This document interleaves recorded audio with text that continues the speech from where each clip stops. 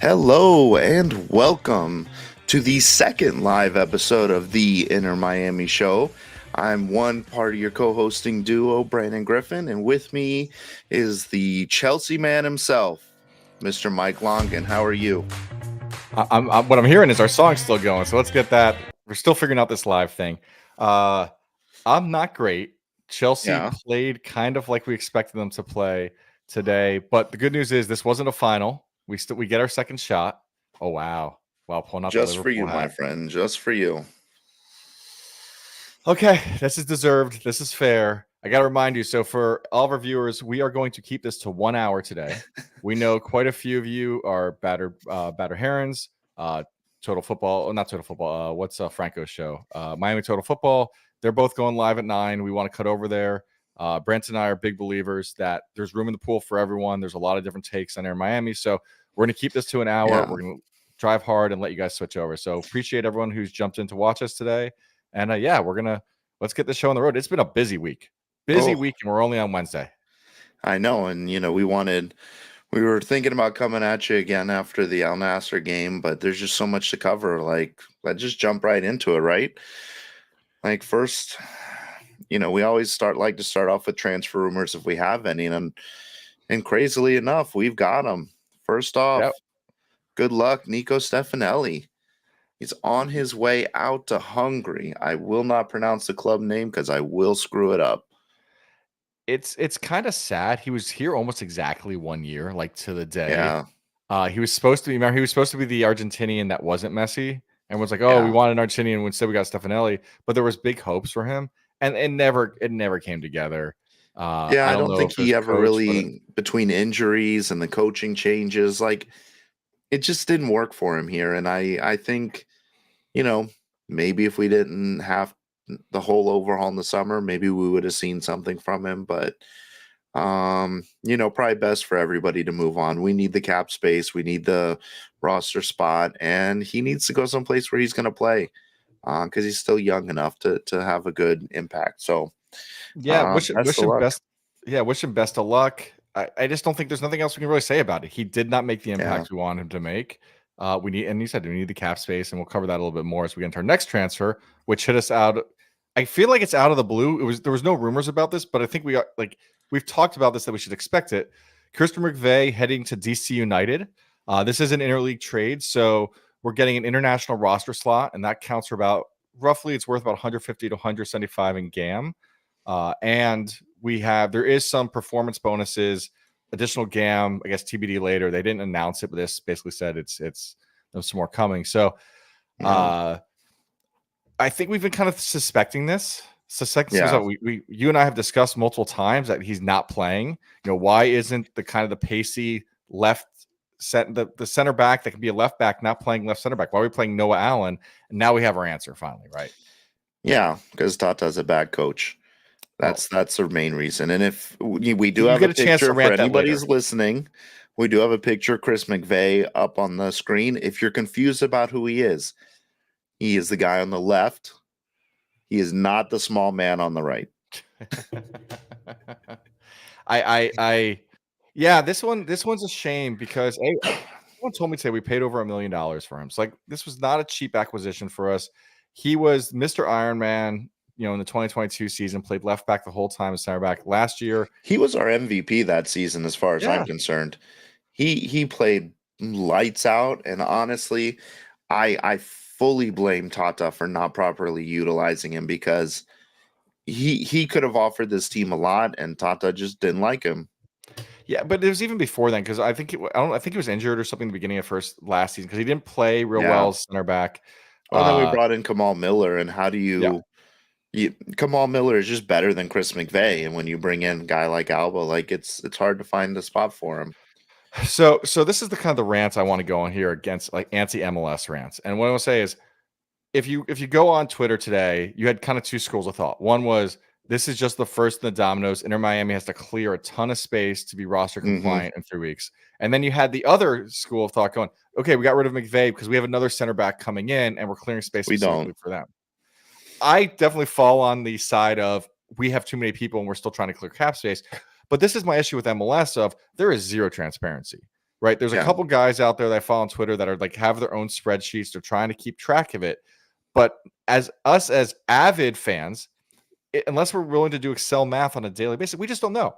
And so I agree that I don't think he's being replaced. I don't think there's another center back coming in behind him. I think it's Stefanelli, McVay. We're just trying to clear out because we got to afford all these guys we have on our roster. But it is really frustrating as a fan that I have no idea. And this is not an Inter Miami problem. This isn't a Major League Soccer problem. Yeah, it's a league-wide issue. 100% a league-wide issue. And we're unfortunately, like, it's not like our owners don't want to spend, because if they could, they would go out there and buy 2 center backs. But because of the way the roster is structured and the roster rules are, like, we had to go out there and loan somebody Freire to play center back, who's a one-time.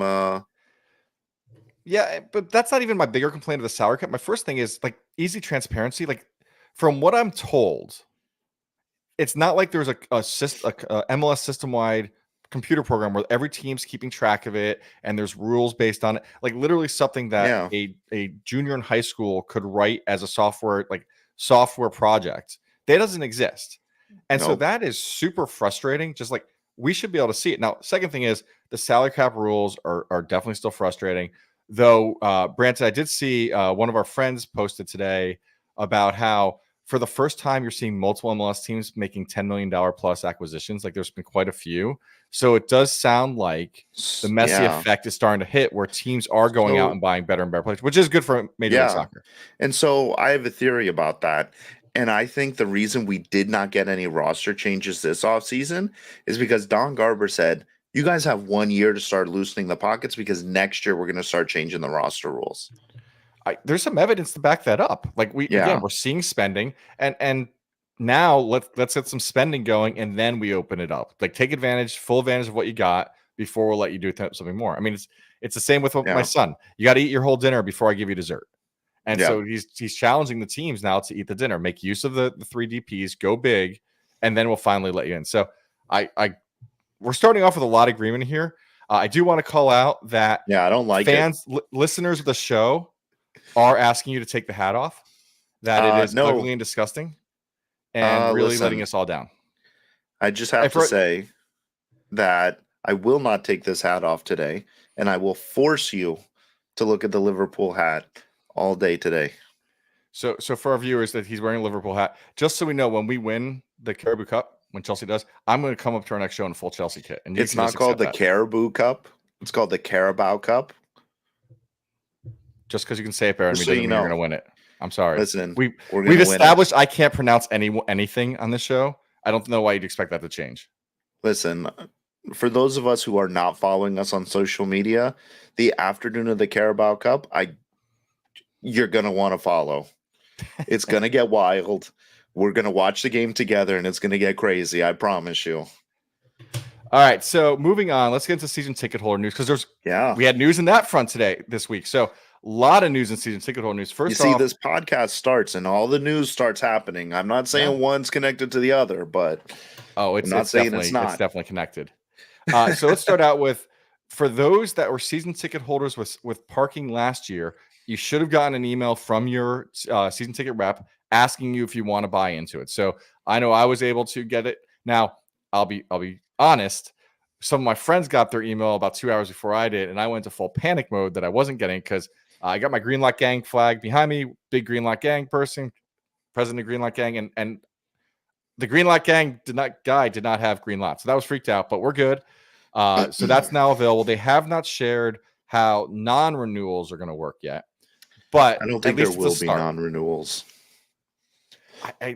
We'll see. I guess at this point, this was a surprise to me. I thought they'd go premium and then season ticket holders. They went the better way, and we got to give them credit, right? There's deserved credit here. But the reason I think if there is new ones, it's going to be very limited. And we'll jump over our second point to kind of get to this, but it's the stadium seating increase. Yeah, because if you look, they added more luxury tickets. Well, they added both. Right. So, but my point about the luxury tickets is that those tickets may include parking. We don't know. They do. So I talked to my rep today. We were just kind of bullshitting a little bit, and he was selling their okay. So I'm making someone something. the new luxury stuff is being sold in packs of 4. Mhm. From a pricing perspective, they're lower than Loge, but they're still very expensive tickets. Yeah. And so they are increasing, but they've also increased that the Northeast stand got a little bit bigger, which actually explains. So one of my friends reached out to me on Friday and like, hey, I'm able to get tickets all of a sudden. I'm like, I thought we were sold out, and we got the email today. So further expansion of the stand, which by the way, a bigger stadium is better. It's louder. Just a reminder, I think our third home game this year, 21,100, I think. Yeah, it's That's which what is I actually saw. decently sized now in MLS. Yeah. Our third home game is Orlando City, so the bigger the stadium, the better that atmosphere is going to be. So I think it's good. Like I think this is a good thing. Again, it's good news. I am curious to see. I don't know if anyone read the whole email. They listed as there's both opera and stadium seating, and I'm curious what opera seating is versus living room. Opera versus theater. Yeah, and that's what it was. So I'm curious what this is. The I just think opera it's seating is going to be on. They're going to seat you on the very edge of the covers over the east and west stands, and you're just going to sit there like an old time construction worker sitting. But they're going to They're going to give you like pink and black glasses that you hold with one hand. Yeah, like it's going to be and maybe a little tea time. It's going to be wonderful. It's just going to be fantastic. So I'm if curious they to see do what those that's going to look like. glasses, we got to get a set. Oh, you know me.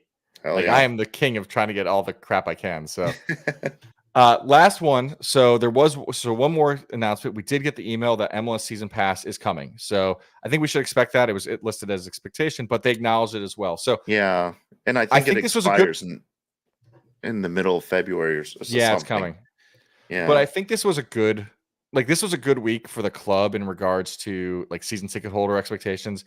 Now, obviously, the big question is, where is our season ticket holder event? The signing, that's the one that we're still waiting. We are 3 weeks from home opener, exactly 3 weeks today as we record this. I guess next week maybe we'll hear more. But again, I want to take a moment.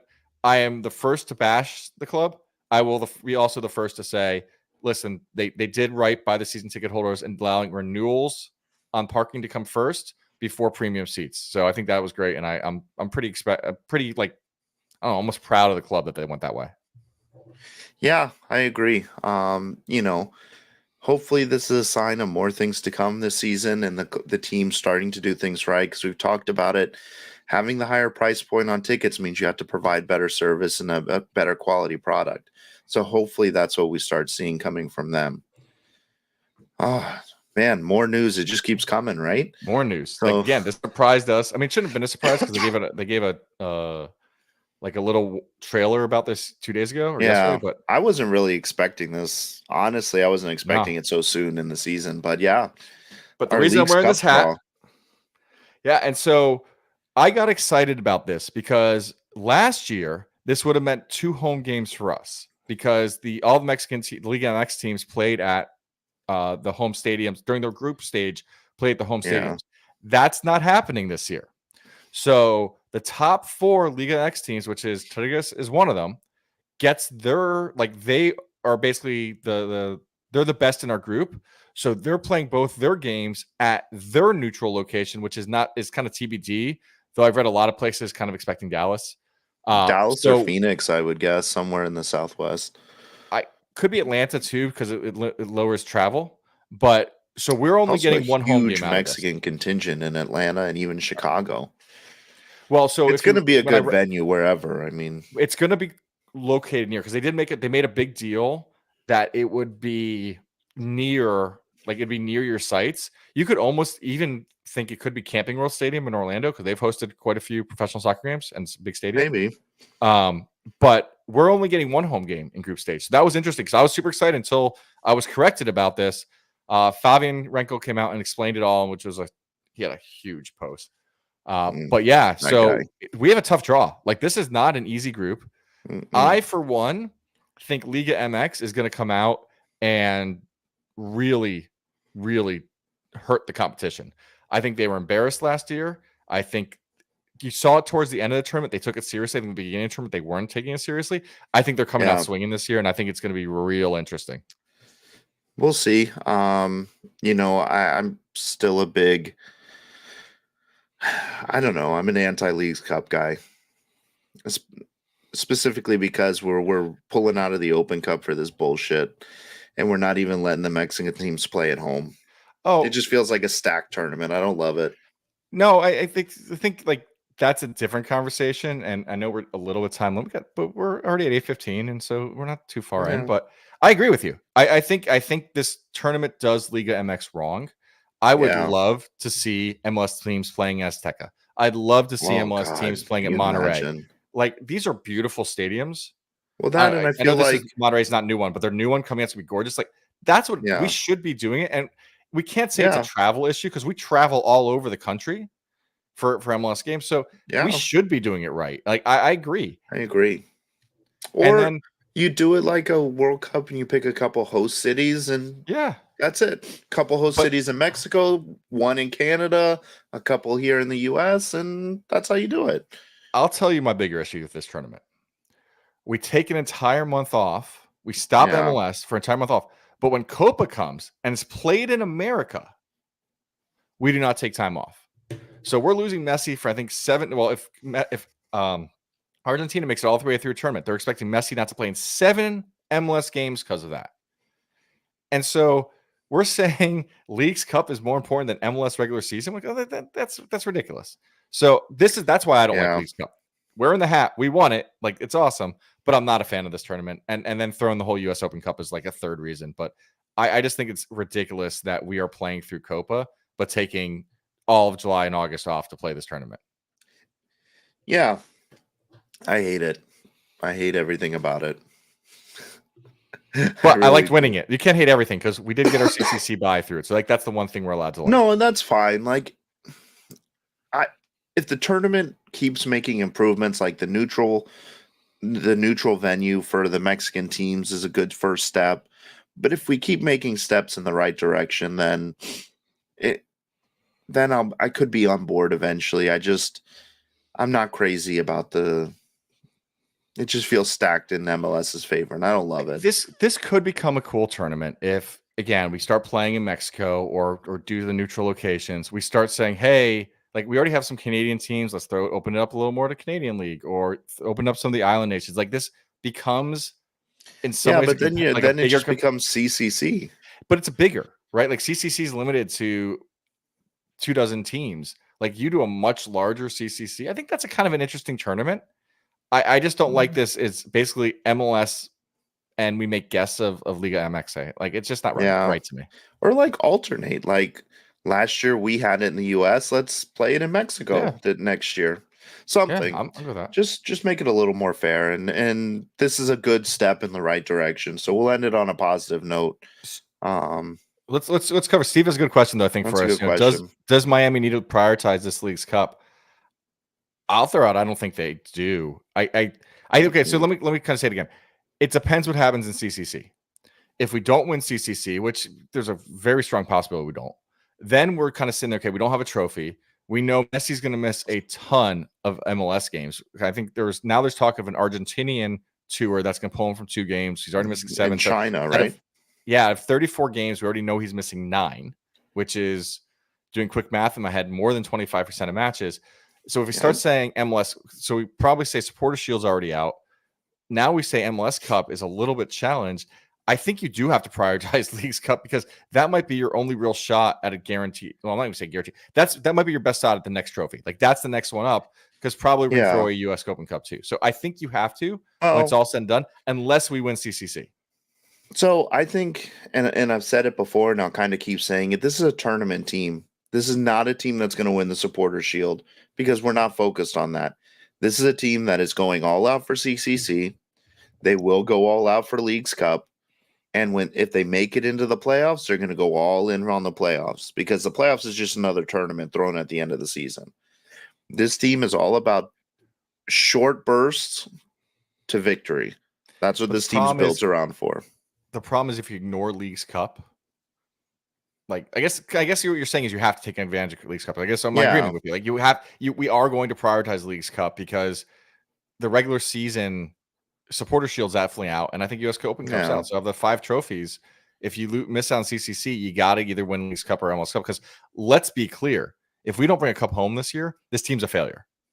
Like I'm going to put that out there. I'll let someone someone else call that a bad take. But when we spent this much money and put this much publicity, if you don't bring home a single trophy, if somebody calls that a bad take, they're an idiot. I'm just gonna say it. Right, you have to win a trophy. They have to win a trophy. It has to be something. Yeah. And in my opinion, if they don't bring home at least 2 with the increased talent that we brought in, I don't think it's a successful season. I think that's fair. But I'm saying the bar pretty low if you have to win 1. And so I think if you miss out on CCC, Leagues Cup just became your next trophy. You have to win 1 and you have to be competitive in the rest. You can't have a shit showing in one tournament. Ironically, this is going to hurt your feelings. The only place we can have a bad showing is US Open Cup. That's the one where it's going to be acceptable just because of everything else. I know that hurts. It doesn't hurt. It just that's the bad take. You had me. I was in full agreement to that shit. I just think that's the one you're allowed a bad showing in that no one's going to complain.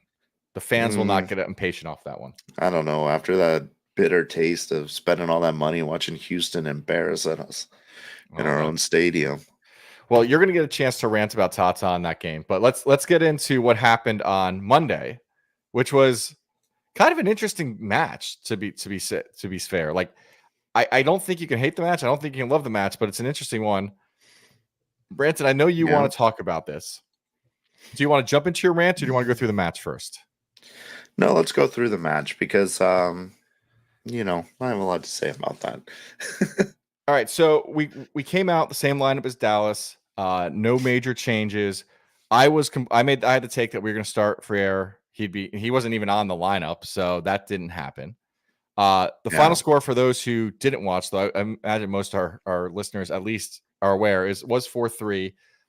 We had 3 goals, and I just want to kind of get into each one. So first off, we were offside FC. Like, we had so many offsides in this match where you could make a legitimate argument. We could have been up like 6-3 in this match if half those offsides hadn't been offsides. And these weren't like tight calls. We were blatantly offsides in most cases. So, but first goal, Gressel gets the ball inside the 18.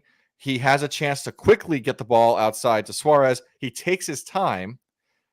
The defender kicks the ball from his feet perfectly in front of Suarez, and Suarez scores. Initially called offsides because Suarez was in front of Gressel at the time. But thankfully, the defender, since he kicked it, it wasn't offsides. This is both one of these goals that, like, listen, it looked great. This is exactly how it's supposed to work. If Gressel had turned and made that right away, this is a beautiful goal, and Suarez, like, gets to celebrate. Instead, it shows what we're going to get into, which is Gressel was the weak link of this match. And I know that people are going to say it's preseason, like, we still got to give Gressel a chance, fine. But he was the weak link, and it was definitely one of those opportunities. Well, and so, going back to that goal, like, the one thing I'll say is, like, I didn't watch it live, so I kind of, had the benefit of, like, knowing what the outcome was going to be before I watched it. And it being preseason, like, it's practice, like, take a chill pill. And what I loved about it was I loved the effort we saw from Suarez. All the rumors about him having bad knees and not being very good and not having the endurance, he definitely did. And I think that's a big part of why he was offside so much, is he was just very active. And, I think, and you said it, like, anybody else plays that ball to Suarez and it's on target and he's burying it. And, Gressel just needs more time, but Suarez also didn't give up on the play and finished it off. And that's something we've missed sorely in the attack for several years. Well, so I'm throwing out Steve Minot's comment here. Gressel stays right wing back. And I don't want to say no Gressel. I just don't think Gressel in the midfield. I am not convinced of it, because it wasn't just like his timing was off or he was not in shape. He didn't look like he understood what to do with the big four in the Barcelona kind of attack.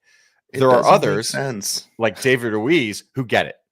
And so like I'm firmly convinced, if Robbie Taylor, and you and I were discussing this before the show, if Robbie Taylor, who was on the bench, had started in that right midfield, this game looks different. So let's get into the next goal, which was Ruiz earns a penalty in the box.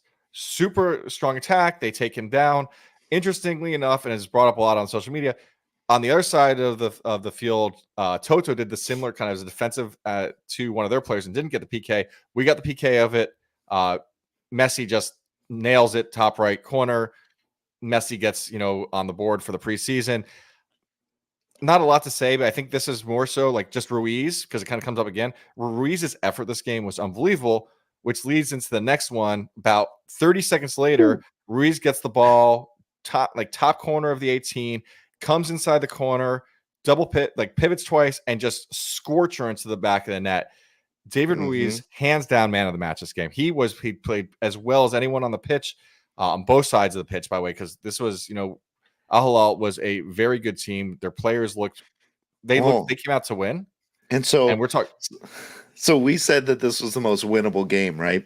And so after we recorded, I went and I was like, let me do a little more research on Al Hilal and let me see, because, I must be missing something. If this is so winnable, I must be missing. They're like unbeaten in the last 26 games. They're top of the league over Al Nassr. Like, this is the best that the Saudi team has to offer, or Saudi league has to offer. And we handled it. Yeah. I thought we handled it very well. If you get past the first 20 or 30 minutes, and I get that's a lot of time to get past, we looked good. We were the better team in the second half. We played well. I think Drake, kind of starting the weaknesses forward, Drake had a bad first half. He had a much better second half, except for that last goal that clearly just went straight through his hands. He should have had that. I felt some of our players were kind of intimidated. Like, here were some of these players on the other side where they're kind of their idols, their stars, coming now playing in Saudi. It felt like that kind of game. And then our guys grew into it. Like, this is where I go. This was an interesting match because, the question's been asked, Mike, did the panic go away? Yes. With a bunch of asterisks, because the only good goal I saw was the Ruiz goal. I am not giving credit to Suarez's goal because that was an accident. Suarez looked great. Like, Suarez was right, but we need to solve who that midfield is. I'm convinced Gressel's not it, but the panic subsided. Hands down subsided. I'm not as freaked out. Now, if we don't score tomorrow, it will go back up. But preseason. I don't care. All they have to do is score one goal. You said 4 goals and you would feel better. So one tomorrow and you're I just good. Said if they don't score, I'll panic. If they score one. But what if it's 1-0 Al Nassr? Well, then I'll panic. Well, no, because then it becomes a weird conversation that maybe our defense isn't so bad, which leads us to our defensive struggles. So Noah Allen, probably the second biggest fan besides parents, he got torched. He got absolutely torched down the left side. The whole line struggled, but they took advantage of Noah. I don't know what to say here besides I just don't think he's the starting left center back once Freire comes in. We'll talk about Nassr, like what we're expecting the lineup to be, but I can't not acknowledge that this was by far one of Noah's kind of worst games. But I think we're starting to see is he's just not a left center back. Now, I think what we're starting to see is that our coach, in his infinite wisdom, played Noah Allen in his natural position and in the position where he could have the best impact on the team. Oh, wait, he didn't. Yeah, but he can't. It's either bench him or this is the only chance he gets to see the field is in that back because he's not taking Jordi Alba's spot. Right. But we don't have another. We are deep in center backs. If you're trying to sell center backs and market them, you play them. Apparently, you don't have to. McVay we sold with barely playing. He played. He played 20 minutes. Look, if Tata wants to play this back 5 nonsense some more, that's fine, but you're going to need center backs. You can't sell them all. And so what's going to end up happening is we're one injury away because McVay is out next, and then I'm sure there'll be another center back out. Probably Ryan Saylor, unfortunately, because Tata doesn't play him either. I posted on Twitter today, I feel like Sergey should be the next guy out. Though Sergey's the only one who's played every game. That was my though. The though is he's playing him a lot for someone we'd be selling. So I think you can now start to make the argument Sergey's here for the season. Yeah. And playing in a back 5, we are at the point now, and some of this is MLS roster rules because we can't afford to go out and buy quality center backs. And but the problem is like our coach just has this idea, let's play a back 5. This is going to save us. Oh, let's put 3 center backs. one of which is not going to be up to starting quality in MLS, but it doesn't matter. And oh, by the way, our CDMs are going to play high up the field and press in the attack and leave our center backs completely exposed because our wing backs are also in the attack. So I think it's worth saying. I'm going to say two things to you. One, it's preseason. Two, this is probably one of the top 4 teams we'll play the whole year. This team was better than any MLS team, we're going to say. So I think a back five in MLS, the way Tata is playing it, does not hold up for a season. Oh, listen, Noah's not getting. Let's just pretend Noah keeps on playing left center back. He's not going to get continuously torched like these guys were taking. Who was the Brazilian? I can't think of his name. Malcolm. He was great. Yeah, who's comparable to him in MLS? Who's really comparable to him playing the right wing position? There's not many. I can't wait for Lewis Morgan to cook his ass. Well, luckily he's injured, so it's not a problem. But there's not that many guys that include. So I agree with you. Like, I'm not discounting anything you're saying about Tata, the lineup, but I do think you have to kind of coach it of two things. It's preseason. I'm going to remind you that one, at least for the moment. And this was a very, very good team that was cooking our players. And so listen, I think my problem is not with how this team is playing, because you put Frere, Sergey, and Noah Allen in there, right? So who's backing those guys up? Like it's not Frere, Sergey. No, that's not what it is. It's going to be Frere. Toto. I'm sorry, Toto, and Sergey. And Sergey's going to start. I don't think so. Who's he going to put in there? Noah Allen? Yedlin. And I'll explain why. No. I will. Let me explain why. Yedlin is playing as good as he's ever played in pink. I don't want to say he's playing great.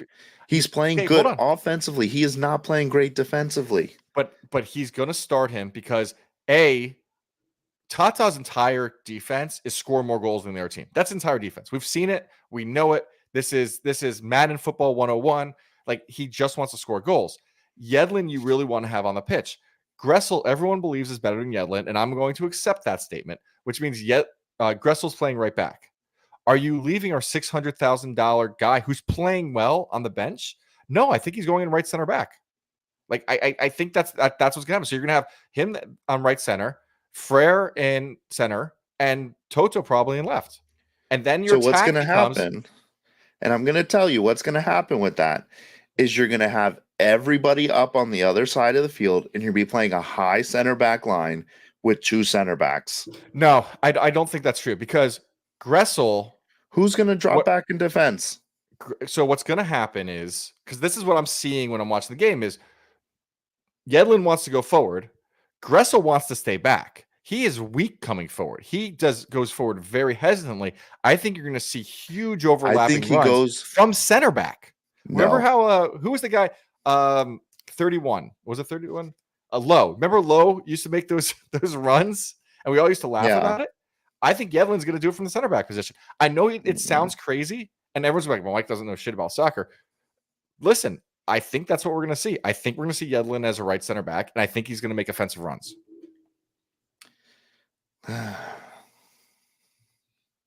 We're going to you want to call this a bad take, but you're also somewhat seeing where I'm going with this. No, I think it's terrible. But I'm not saying it's a bad take because it's not going to happen, because knowing Tata and his shitty tactics, it probably will.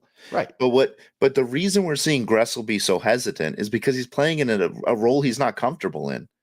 But this is what I don't get. In the El Salvador game where he played out on the right wing back, he was aggressive. He was in the attack. He was moving forward, and he looked good. He was making the runs. He didn't have the timing down on the passing, but he looked good in the up front.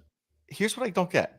Gressel was sold as a midfielder. There are people that you and I know that passionately Gressel was believe not sold as a midfielder. But you and I know 2 people that passionately believe that. Okay, but there's passionate people that are very passionate about his role as a midfielder. He shouldn't look so lost. Now, I get we're playing a style of football he may not be familiar with. Columbus Crew does not play Barcelona tiki-taka football. Like, it's not their thing. I hate to tell you, neither do we. Well, he looks lost up there right now. And I think let's get him back. I want to see. I'm hoping tomorrow we see him start at right wing back. We get him a chance to play that position. And then we see a competition for that position from him and Yedlin, which again, I just don't think you can have any knocks on Yedlin right now when he's playing right wing back. He's playing exactly as Tata No, wants him to play. and I don't knock him as a right wing back. I do have serious fears for us if we play him as a center back. I don't disagree. Like, right, like I'm telling you what I think is going to happen. I'm not saying that's what I want, but no, I don't see. When you have a player playing that well, you want him getting the pitch some way, shape, or form, right? That's just but especially who's someone who can do crosses, do those are huge overlapping runs, has the legs. Yeah, but I mean the other thing too is like we've pretty much seen the same squad like the last 3 matches. Like, are we going to give anybody else the time to like kind of step up and like let's see what they can do? Probably not. I think we see. I do. I think once we get to Friday, I don't know if guys. By the way, I was just looking at the time. So Sunday's game, excuse me, was that the China game or Japan game? No, it's a Hong Kong game. Hong Kong game, 3 a.m. in the morning our time. So good luck. Either drink a lot and stay up or go to bed early. I think that's the game we start to see some more experimentation. I think from a club perspective, you wanted a good showing in Saudi Arabia. It's very public. People are going to watch. When you have a game at 3 in the morning on our time, that's where you get the experimentation. We'll see. I hope so because like we got to end this Gressel experience. And maybe if Gomez was with the team, I don't know when he'll be back. Maybe he'll be back for those games. Like you put him in the midfield and put Gressel back on the wing where he belongs.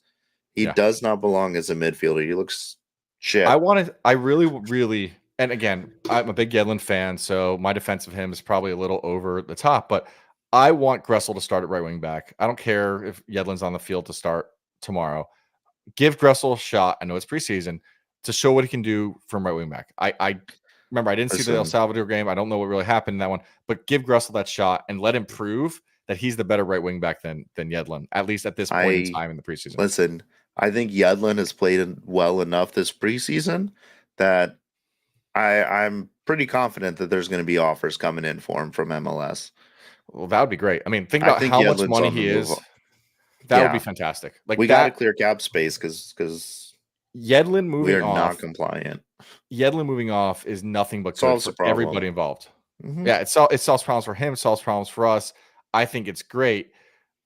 Though, theoretically, having 2 of the better right backs in the league is not a bad thing because we already have 2 of the better left backs in the league when you count Negri. But yeah, I wouldn't say it's a bad thing. I just think like Tata very clearly does not want to be good in defense. He's more concerned with offense, and we're not selling any more offensive players, I don't think. So I could see us moving another midfielder, right? Like we haven't. There is worth noting we have not sold one of the young guns yet. We haven't sold Benha. We have Ruiz, Noah. I know we've kind of like. It's weird because at one hand we're saying this is a win now team, which means we should sell the youngins. The other hand, we've had, I think Henderson said, like, we want to keep our youth, but I'm going to be somewhat surprised in the next 3 weeks if we don't sell one of the young guns for the right offer. I'm not talking like a multi-million-dollar EPL offer. I'm just talking intra-league offer, like a Bryce Duke type offer. Yeah, I don't think so. Just because we need those players on the roster because they do not count against the cap. Yeah, homegrown players do not count. We need GAM. But you don't listen because you don't sell a homegrown player for. Let's be honest. None of these homegrown players are getting that much GAM to make this worth it. The Duke, if you go back and look at the Duke, we are not selling. None of these guys have a record as deep as Bryce Duke did when we sold him. I get it, but we need. We're not getting that kind of money. I understand that we need GAM, but you don't sell a player who does not count against the cap to only have to bring in another player who will count against the cap. But this is a buyer's market. I'm not saying bring in another player. Hold it, you're making a mistake. I'm saying sell and not refill. No, but okay, the only person you could do that with is Noah Allen.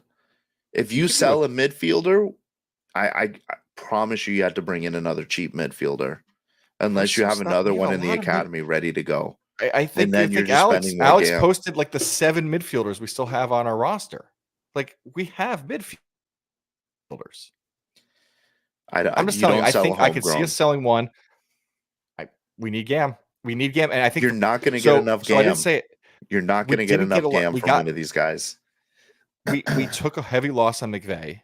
I think it proved. Now McVay is not deserving of a lot of money, but I think we've got less for him than we probably should have, because it is a buyer's market, not a seller. We're accepting lower prices than should because we're scrambling. It's my opinion. We're scrambling to fill this roster, to make this roster compliant. And so I could absolutely see us taking a shitty deal just to get some Gam to make this compliant. Not on a homegrown. I guarantee you Henderson would rather take a bath on one of the other players than he would, like, but he'd be like, hey, give me $2 for Coco. Yeah, but who wants Coco when I can get David Ruiz, who just really showed himself, and they're not he can be in my especially if they get the homegrown rights. And you're ready to sell David Ruiz to the Bundesliga. No. I'm not. First off, that is not what I said. I said you told me, okay. You said he just set himself aside in the biggest stage ever, and that at 19 years old he could go where he wants. No, I did not say that. That is not what I said. He increased his value by millions of dollars in that game, in front of the biggest stage, in front of all those people. If you increase now watching him, if you increase your value by millions of dollars, that means you can go anywhere you want. No, it doesn't. No. Yeah. The guy had the guy's value pre this was like 60. It was nothing. It was he had a nothing value. No one had heard of this guy for the most part. And his Gam is going to save us, everyone. You heard it. No scout in EPL, Bundesliga, Syria had heard of David Ruiz before Monday morning. And guess what? They've already forgotten his name. Yeah, but my point was he was going to move in MLS. Oh, dude, if you're gonna try to quote me correctly, he's not going anywhere. It's a risk. I think it's a risk. If you need Gam, you got to get it somewhere. You don't get it from people that don't cost money. I hope so. At some point, for our viewers, we probably have to explain Gam and TAM and DPs and all these things, because I feel like everyone who gets an MLS. Don't waste your time. I feel bad. Just know just know as a competitive team, we always need Gam. Gam is monopoly. Gam is monopoly money, and to win this game, you have to have the most monopoly money. It's simple, and we're running out of monopoly money. That's correct. All right, so I think we covered most of this game. Like I said, it was an interesting game. It was a tale of two halves for the most part. We scored, so covered like the need to score. Suarez played hard. He played competitive. He looked like he was going to kill the ref at one point, multiple points. The team got chippy. Like, it was a game we came out, we wanted to win. We didn't deserve to win. It wasn't those games we played so well deserved. Like, we didn't deserve to win. I don't even think we deserved to draw by the time it was over, but it was an enjoyable match. Once I got past the first 30 minutes, the first 20 or 30 minutes were rough. Now, Branton, you were not watching it, but I was texting you like, "Oh, this sucks. This is so bad. Please make it stop." And then we started scoring, and it kind of changed the mood. But that's good. Like, that's good. So let's get into to tomorrow. So tomorrow's gonna be Thursday. We are going to play a Ronaldo-less Al-Nassr. He's not playing. As of today, he's not playing. I still think there's a Saudi oil tycoon right now trying to offer him an extra $50 million to play because they want to see, Messi, Ronaldo. But as of now, he's not playing. Listen, I'm a firm believer at this point. No Ronaldo, no Messi. Bench him. It won't happen, but no, it won't, because he's a Saudi. He's the Saudi spokesman. All right, so trying to find the comment, because someone posted a comment that actually looked a lot like what I was throwing out there, but not a lot of changes. I think the biggest change is I think in the midfield you got to get Gregory going earlier. He is a DP or semi DP. I think he provides, when we talk about needing some more defensive depth, Gregory provides it. So I do think Gregory and Busquets, Ruiz line up the midfield. In the back, I am throwing out what I kind of said earlier, or I definitely said earlier, with Alba, Toto, Freire, Yedlin, and Gressel. I don't know if Freire is available. If he's not, it'd be Sergey. But I do think we put Gressel, Yedlin on the field together on the right side and just kind of let's see it play out. By the way, something to throw out here, on the attack, this probably becomes a four-man back line and possession, and Yedlin moves up to right back, and Gressel moves up to kind of a more of an attacking midfielder, or you could almost have a swap where kind of Yedlin just goes all the way front and Gressel stays back. So I think there'd be a little bit of change there. But this is what I'm thinking on this lineup we're going to see tomorrow. I don't think it's going to be experimental. I do think Messi's going to play. Yeah. My only question mark is Frere. I don't know if he'll play. I don't know if he's up to it. We don't know. The team, being in Saudi Arabia, I don't think we've had any kind of like media questions from our people. It's mostly like people in Saudi Arabia asking about Messi. So we really don't know what's going on with that. I get it if maybe he doesn't start, maybe he comes in as a sub. And I don't know what we're going to see in the back three. I don't. We both thought that Sergey wasn't going to get a lot of playing time, and he started or played each game. So for all we know, it could be Toto, Sergey in the middle, and Frere out on the right, which is probably your strongest back line if you're going to play with 3 true CDMs. But he also loves Noah as the left center back, so we might see that again. I think with Frere coming in, Noah's always been a plug-in left center back, right? Like that wasn't his preferred position. I know people close to the Noah camp that I joked about 4 weeks ago before we started that he'd be a left center back, and they even kind of made it like that's not going to happen, and yet we've seen it. So I don't think he's long for that position, and this is kind of where you go into like he's also the one youngling that can move because we don't need him with Negri and Alba there. But I do think I want to put Joe's comment here because I think this is interesting. We're talking so much about defense, but not sold on Suarez and Messi alone up front. 100% agree, Joe. Joe's not the first person to say this, right? Like, where is this the right offensive play? Could we, instead of putting Ruiz, leave Gregory, Busquets, and then go to a 3-man line? Play Messi more as a cam, and then Suarez and Kimpapi. Do we go to a 2-man front and a real 2-man front and let Kimpapi play? Because we have not seen him play much with this group. And I know there's a lot of people, not me, there's a lot of people who want to see that. Yeah, I think you absolutely can. And I think if I'm Tata, first of all, I hate myself. Second of all, I would start experimenting with a 4-man back line. Because again, we are 1 injury away from having to start Ryan Saylor at center back with these guys. Like, I love Ryan Saylor, but I think we need to start like, hey, it's preseason. Let's try a back 4, add an additional midfielder, so drop Messi back, and then you can play with the Suarez and Campana up top formation, which would also allow Busquets or Gregory to kind of step back and play a more defensive midfield role, which provides cover to your center backs, which I don't think the midfield is doing a good job of covering defensively for those center backs right now. So I would love to see something like that. We won't see it because Tata's married to his tactics. And so we just have to hope that it plays out and then we figure things out. So I'll give you another reason why I think it happens. Like a yes and. Suarez made a ton of runs last game. At some point, he can't do. I know he played 50 plus games last year. I think I've said that almost every show now. He's going to get tired. Giving a second attacking striker, however they position it, especially with Farias out, who would have been kind of that other person. I think you got to try Campana there. Do I think he's the solution? No, we all know I'm not a Campana fan, but I think you try it out, see how it looks. Shit. Put Robbie up there. Let my boy Robbie Robinson get up there and play a little bit too. Like, I just think we need a second striker. We got to try a second striker. Fine. Yeah. And let care who Messi distribute. Yeah. Did you see, I don't know if you saw, you sure saw that play where Messi had the ball at his feet and the one outlaw guy had his jersey ripped halfway off him as he's still dribbling around him. Like, Messi still has that ability to bring the ball up and distribute. Like, let him do that. Yeah, and I think playing him up top as like another striker, I think it's a mistake. I agree. So much of Messi's magic has come from the midfield or the wing. Like, he's like that's where he's made his living, and now you're having him be like a shadow striker to Suarez. I just don't think it makes sense, but here we are.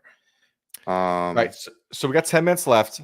I want to do a fashion show, and then I want to open up some questions. Before that, What are your thoughts on Al Nassr? What's the final score prediction? Man, so that's interesting. You know, I think we said it last game with Ronaldo in here, it was going to be a shellacking. I'm going to call this close. I'm going to be going. I think we win this 3-2. I agree. I'm going to put it out there. I'm thinking I'm going 3-2 win. I agree. I think it's going to. I think it does not start out well for us again, and we settle down, and hopefully the team is. I think the opposite. I think we come out and we burn the barn down, and then we make subs and we give up. No, I think we have to win this. I'm really curious. You know, I don't watch a lot of Saudi Arabian soccer. I don't know how prolific that huge offside trap is, but I'm curious like how we handle the off, because obviously the other thing we saw with Al Hilal, and before we move on, we're going to see with Al Nassr, because some of their better Saudi players are away at the Asia Cup right now. All right. So I think with that and AFCON going on, we're not getting like cream of the crop. Mike V has made some interesting takes, but I think, Brandon, this is the take that you would love to jump in on a Kampapi hat trick here. Tata won't play him long enough. Sorry, Mike.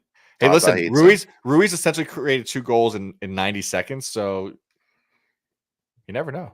All right, can I do my fashion show? Can I twirl for the people? All right, so I am rocking the brand new kit. So anyone who listened to us Sunday night, we said Monday the kit's going to get released. Listen to us, and we're going to give out some stickers. Appreciate my boy Joe. He did get stickers. He met us at the stadium. We got the new kit. So I'm wearing the new kit. I'm gonna.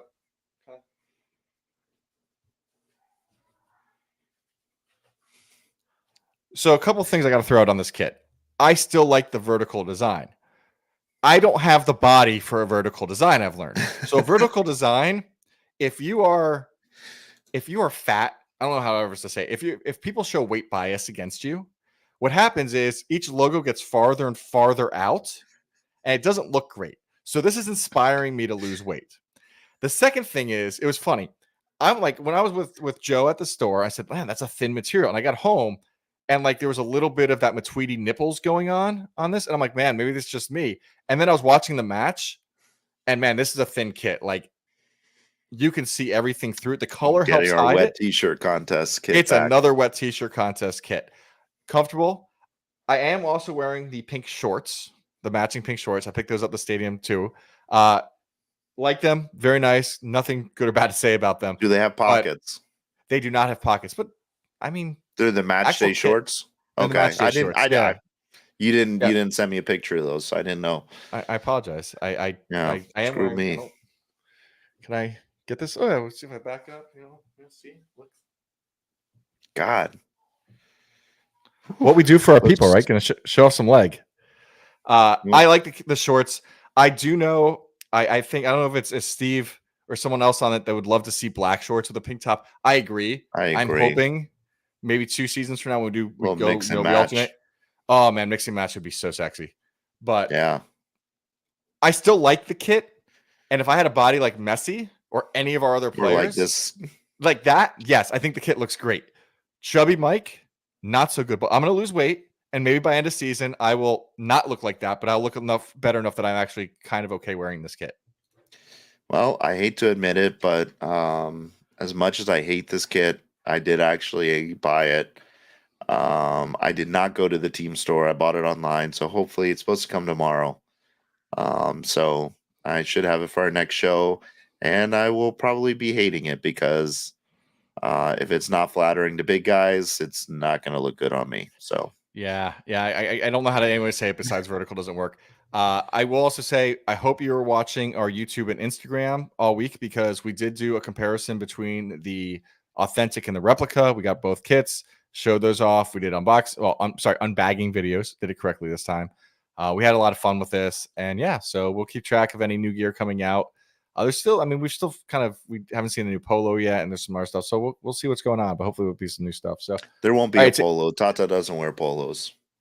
There's always a polo. It's an MLS. It's an MLS thing. Man, maybe new track pants. I like last year's track pants were sick. Well, this year's shorts suck because they didn't have a zipper. That's true. So let's all right. See. So we've got 5 minutes again. We want to get out of here at 9. Let everyone jump over to any other shows they might want to watch. So if anyone has any questions, give it a few seconds for our viewers to throw up some questions. We'd be happy to answer them. We need question music. We got to figure out a song to play like the first few seconds. Jeopardy music. That's what we need. Yeah. Okay, not really a question, but Mike V is joining the Branton hate. Listen, I am not making you hate Tata. I'm just pointing out areas where he's coming short, and there's a lot of them. So join me on the train. And listen, if he wins multiple trophies this year and the back line looks great, I'll be the first one to say, Tata, I'm sorry, I was wrong. So while we're not getting questions, I will say this: no one can at all tell me Tata's better than Phil. No, and that's where we stand right now. They are the same. The records are the same. That they have their own problems. Now Phil did more with less, right? Like Phil, okay, he lost a lot, but he had a lot less people. He had half his original team. Tata got the original team plus people back plus 6 new players. 4 if you say okay, Messi and Alba were injured for the second half, but like Tata has done less results with more, right? So I'm not fully on the hate train yet, but I'm definitely getting there. All right, easy question for you, Branton. It's not an easy question because nobody knows this, and I'll show my La Noche. I do the B Griff 8. So I always get B Griff and 8 on the back of the new kit jersey, and that's what I'll be wearing at the tailgates and stuff like that. And I hate this pink kit so much that I will not buy another one. So I will be getting a Suarez La Noche with the new Royal Caribbean because this is still the XBTO. So that will be coming. I've got the Suarez La Noche. I got it because I want to have the first kit for all the big players and then somehow possibly try to get them signed. Maybe at like a ticket event. Like Messi won't show up for a ticket event, probably not Suarez, but I could feel like a Alba or a Busquets probably could. I do have a question though, Brandon, because I don't know this. Why 8? 8 is for Steven Gerrard. He's and I've told this story before, but not on this show, obviously. I was not born into a soccer family. I did not grow up playing soccer. I grew up playing football and baseball. And in high school, I started playing soccer a little bit because one of my friends my football coach at the time was like, hey, I'm coaching the soccer team and we need players, come play. And so I was like, okay. And it just happened to be around the World Cup time. And I saw Steven Gerrard play against the U.S. And while he did not have a great game, everybody was kind of gravitating around him. And so I was like, I got to find more about this guy. And that's where I found out about Liverpool. And I fell in love with not just Liverpool, but Steven Gerrard. And then I'm here with Inter Miami. Like, he created a love that I'd never even knew. I've never followed a team as closely as I do Liverpool. Liverpool, Inter Miami play, hands down, I'm supporting Liverpool. But Inter Miami's catching up. So, I get 8 for him just because he brought me to this game. And yeah, that's why. I think that's beautiful. I was trying to figure out how I can get a tear going. To going. So yeah, it's 8:58. I think we can start wrapping it up. We appreciate you guys. Yeah. We gave almost no notice for the show. Had a couple viewers come watch. We appreciate you watching. Yeah, guys. Let's watch the game tonight. And then we're trying to figure out when we'll do their next show. So we do have another show Sunday. Mike V, we covered that it was spanked. Yes, I'm a Chelsea fan. I learned that. We know that we have another game on Saturday night, essentially. So not sure if we'll do something right away afterwards, but we'll try to do something pretty quick.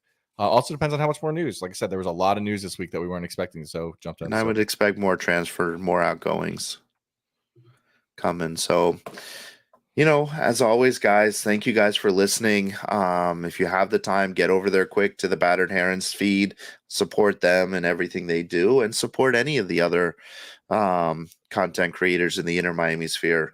There's a lot of us that are doing this just for fun and for you guys. As always, follow us on social media. If you are not subscribed to us on Twitter, please do so, and click the notification bell so you get alerted when we schedule live shows. when we post new episodes, when we post shorts, like we did with our kit comparison. And, next time Mike's in that area, maybe he'll count parking spots for you guys, get an update on that. But on that note, thank you guys for everything you do and for being here with us. And we'll catch you guys in the next one.